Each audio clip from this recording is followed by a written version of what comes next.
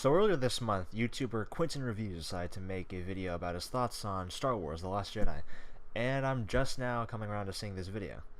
I've been a fan of Quinton's content for almost a year now, discovering him when he had around 24k subs, I think April 2017, around that time, because I enjoyed his take on movie reviews and his other miscellaneous videos.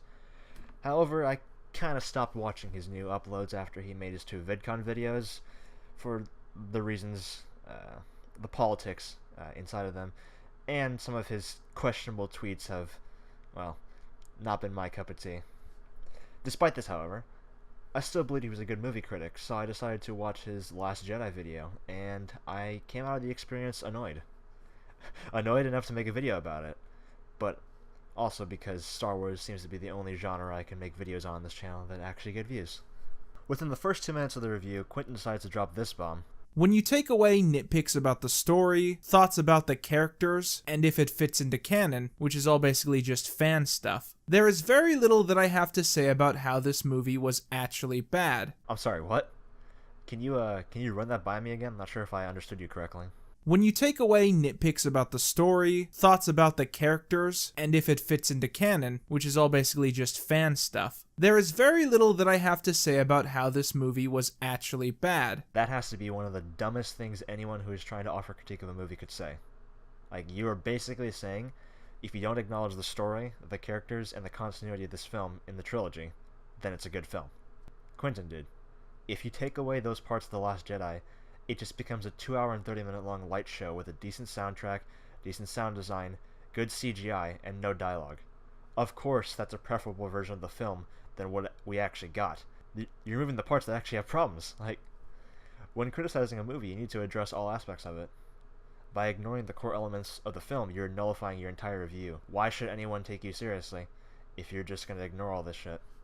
Like, honestly, I have no idea why you chose to give this movie a free pass, when in your previous reviews you were much less forgiving and complacent. This doesn't make you look like a good critic, dude. It makes you look lazy, and it tells people not to trust your opinion, because you obviously aren't putting in the work, and you're dismissing people who address these problems as the fans, as if that's some sort of negative connotation. Like, God forbid anyone who's a fan of the franchise actually have a problem with the way this movie was made, dude. They're just a bunch of butthurt fanboys. Their opinions are irrelevant, am I right? And this is only the beginning of this review. We're gonna be in for a fucking ride. Visually, the film is stunning, the score leaves you breathless, and the actors consistently give the performances of a lifetime. So why is it commonly considered to be a terrible movie? Because not even a good score, good visuals, or good actors like Mark Hamill trying their best can save a movie that is flawed for reasons out of their control. Because the film basically retconned information shown to us in the previous installment, despite having the movie take place immediately after the ending of The Force Awakens. Because established characters like Luke Skywalker are rewritten in ways that most fans and Mark Hamill himself disagree with, or are cast aside to be side characters with no lines like Chewie. Because the new original characters either suck the spotlight away from established ones, Rose, or are introduced to either create fake and avoidable conflict or push a political agenda, Holdo, or are just straight up killed in a comedic fashion, Snoke. Are any of these valid reasons, Quinton? Well, for some odd reason, it's become a meme that the movie is bad. In the same way that it's a meme that Tide Pods taste good. And the internet making fun of the movie has led to people looking for reasons to hate it. In the same way that people joking that Tide Pods taste good has led to people poisoning themselves out of irony. Okay, just straw man anyone who has an issue with the film, calling them memers who are doing it ironically, like the Tide Pod memes. Like, okay then. There's no way anyone would have actual issues with the movie unless they were doing it for a joke, dude. Yep, gotcha. Once again, I think that The Last Jedi has potential flaws, and I'm going to discuss them, but I see those flaws as tangential in nature. And while I find it amazingly easy to script out numerous pages of constructive criticism about the nature of the plot, this has no bearing on my enjoyment of the product in question. That's because you already established that you weren't going to acknowledge the parts of the film that had flaws, equating your enjoyment of the film to a small child watching an action movie where they don't know what's going on or why, but it looks pretty to them. Rose is the fresh blood addition to the cast, and I honestly found her to be interesting enough, but I did find her constant exposition to be somewhat grating at times. People have started to call her the modern Jar Jar.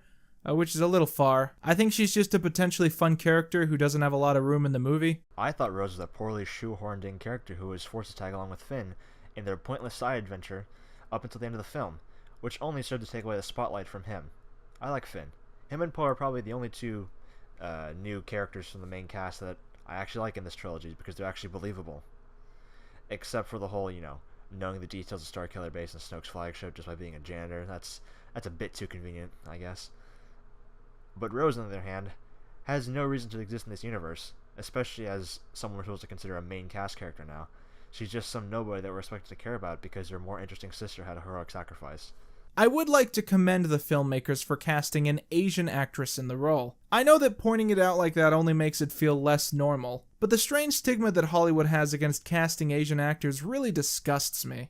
And the fact that there are actually people on the internet who see an Asian actress on the screen and think to themselves, ugh, these social justice warriors and their propaganda, really disgusts me. Honestly, if you're one of those people who immediately sees a character on the screen that doesn't look like you and you just think, oh, this character could have been white, then honestly, you can just fuck off. I think the only people that look at Rose and think that she should have been white are people that are so small and so fringe that you can actually call them white supremacists.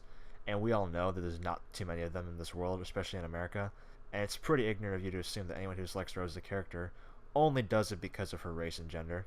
Come on, Quinton, you're better than that.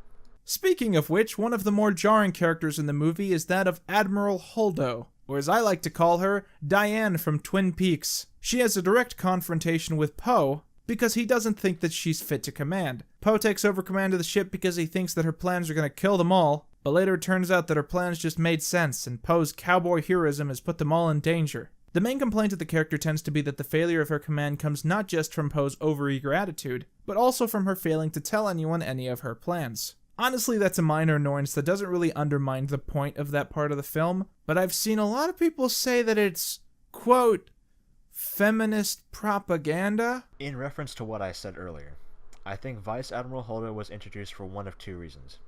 The one that I rather believe is that she was created in order to fabricate conflict between Poe and the crew in order to cause major casualties within the Resistance in order to illustrate their struggle and desperation in this movie. Look at what happens, Quinton. She purposely withholds information from her second-in-command, knowing that he will do whatever he thinks is right, by any means necessary, and that results in him approving this retarded plan by Finn and Rose that results in them bringing some fucking hacker, some random hacker that betrays them and gives information to the First Order of their escape plan, which results in countless casualties for the Resistance and nearly wipes out their entire organization. None of this would have happened if Holden was not put in charge. If Admiral Akbar or some other random officer that you could have just made up was put in charge of the ship that wasn't Vice Admiral Holden, all of this could have been avoided. But the director, Rian Johnson, wanted to create conflict, and he did it like this. Or, there is the second option that is much more politically charged. I haven't seen the movie since release week, and I refuse to see it again, but if I remember correctly, the dialogue is what gives this theory such weight. There was a line between Holden and Poe where she said something along the lines of she's dealt with flyboys like him before, and he needs to be put in his place, something like that. It was something along those lines. But even with this summarized version, anyone who isn't blatantly ignoring parts of the movie can at least get a glimpse of where people are coming from when they say that there is a political agenda with this character. But we already established that you ignore parts of this movie on purpose earlier. The way she talks down to Poe like he is a lesser being because he is a flyboy and that he's in the wrong despite him doing nothing wrong at this point in the film. In fact, he saved the Resistance fleet by making the call to take down that dreadnought, losing 50 pilots in exchange for tens of thousands of First Order soldiers and a large fucking ship with a big-ass cannon, and the fact that news outlets, when the movie first came out, were portraying her as this feminist icon and this enemy of mansplaining, makes the argument that Holdo's character was created for political reasons very convincing. I guess people are just triggered by Tumblr Hair? Every movie, the women are the bosses, the women are the heroes. They're all lesbians. I don't even feel like her being a woman is that important to what she does in the movie. I just can't stop thinking that if this character was a guy, there wouldn't have been nearly as much backlash as there is. And that makes me think that that backlash really doesn't matter at all. Quinton, are you really comparing anyone who criticizes the character with what Alex Jones said? Alex Jones? The living meme? The actor? Come on, dude. You're better than that. I love this film's take on Luke Skywalker. I love it. It's an epic story of passion and redemption, of a hero who decided that the universe was better off without him, turning his back on his own legacy out of hatred for his own failures. I think in most circumstances that would be a normal and somewhat decent direction for a character to take, but it does not work with Luke Skywalker. In order for us to believe that Luke Skywalker would actually go down this path, we would have to purposely forget parts of the original trilogy, which ends up defeating the purpose of having this movie take place in the same timeline. Some have criticized the decision to make Luke the figure that pushed Kylo to the dark side of the Force, since in Episode 6 he sees good in his father and helps him find a way to redemption. By the logic of these fans, Luke would never turn his lightsaber on to someone he holds compassion for, and certainly not for a member of his own family. And to that, all I have to say is, I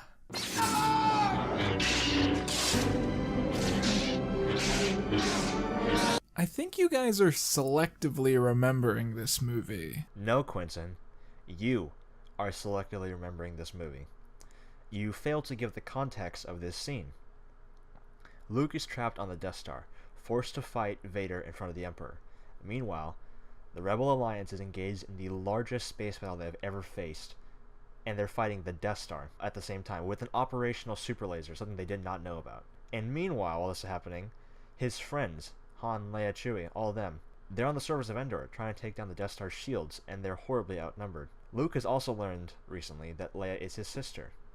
So, when Vader confronts him and taunts him by saying that after he dies, he will turn Leia to the dark side, coupled with all the events that are happening, I just mentioned, at the same time, and all the stress that comes with it, he loses control, and he gives in to his anger long enough to defeat Vader before finally realizing the consequences of his actions. Compare that with the whole Ben Solo situation, and there's zero reason why Luke would ever do something similar. At this point, he was at the peak of his life. He was running his Jedi Academy. He was training a nephew how to become a Jedi, and the Sith and the Empire were seemingly wiped out forever. Everything was going great for Luke Skywalker, so there is no reason that when he senses a hint of the dark side in his nephew, he would ever consider drawing a weapon on him, let alone going through with it. With the context of both scenes, this destroys your defense of Luke's story. I made a whole video about Luke in The Last Jedi that's like much longer and much, I think, more in-depth than this, so you can just go watch that instead. And the final battle on Crate is where all of the paths of these characters interject. It's where Finn tries to sacrifice himself for a rebellion that he once didn't believe in. Where Rose saves Finn out of love. Where Rose unrealistically catches up to Finn's speeder, rams him off course, crashing in front of the First Order's walkers, and they both somehow leave alive. And where Poe learns to lead the rebellion with strategy and intelligence instead of a steadfast attitude. Where Poe continues to do what he'd already done throughout the movie because he actually did nothing wrong despite what the characters and the director tried to tell you and want you to believe. I think that The Last Jedi should be universally commended for having an astounding talent at illustrating basic concepts from the Star Wars universe, which otherwise might have seemed second nature. So you want us to praise and commend this film for fulfilling the minimum requirements for a Star Wars movie? Really, dude? You serious? All of the scenes involving Luke training Rey blew me away. Yes, all 15 minutes of training that was shown between the two. But the scenes that really take the cake is the lightsaber battles. Out of all of the fight scenes that have been executed since the original Star Wars, most of the best ones come from episodes 7 and 8. Lucas has always described an original vision that he had of the lightsabers being much heavier than they looked. And the sabers in the sequel trilogy finally feel like they show Lucas's original image. They just feel so much more powerful in these two movies than any of the other ones. And they especially feel much more deadly. You're telling me that the flailing of lightsabers that was the lightsaber duel in The Force Awakens is more realistic and powerful than the one in Return of the Jedi? I mean, you just showed the scene earlier where Luke defeats Vader. I think that should be all the evidence you need to say that the original trilogy has better duels than the new trilogy. I don't even know how you come to that conclusion, dude. There isn't even a moment in The Last Jedi where two lightsabers clash with each other. And Snoke's guards don't count. They didn't have lightsabers. But you still think the new trilogy has deadlier lightsabers. Kylo Ren got a scar on his face. Anakin lost 4 of his limbs across 2 movies. Whatever you say, man. And while many might try to attack Episode 8 for various issues pertaining to canon, I really can't help but think that this is the first movie to make all 8 episodes feel totally connected. The Last Jedi retconned several plot points from The Force Awakens alone. The Knights of Ren, the map to Luke Skywalker, Snoke turning Kylo Ren to the dark side. Hello? You forget about those? That was pretty much the end of his review. I mean, he goes on to talk about how Rian Johnson did a great job and how he's excited for the next film, and I feel the exact opposite, but I'm sure that's obvious by now. Quinton, man, I enjoyed many of your old videos and reviews. I thought they were unique and you had your own spin, which made them fun and enjoyable. But my god, you fucking dropped the ball on this one. Like, it's not even that I disagree with you on what you thought of the movie. Like, you liked it, I didn't. But it's the fact that you completely lost any credibility you could have within the first 2 minutes of this review with that retarded statement you said earlier. It makes it so that the rest of what you said, it doesn't even matter.